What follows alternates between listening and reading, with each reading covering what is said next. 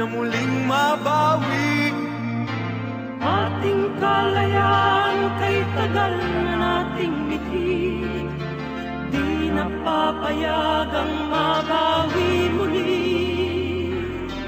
Magkakapit-pisig, libo-libong tao, kay sarap pala maging Pilipino.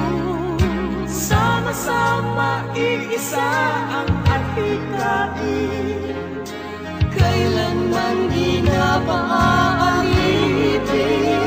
Ang Pilipino sa mundo, mapayapa para ang pagbabago. Katotohanan, kalayaan, katarungan ay kayang makamit na walang lahat. Basta't magkaisa tayong lahat.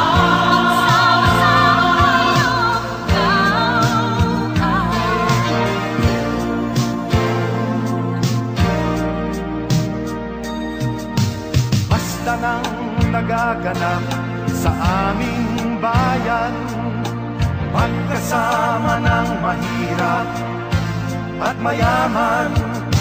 Kapit-bisig, madre, pari at sundalo, naging langit itong bahagi ng mundo. Huwag muling payagang umirala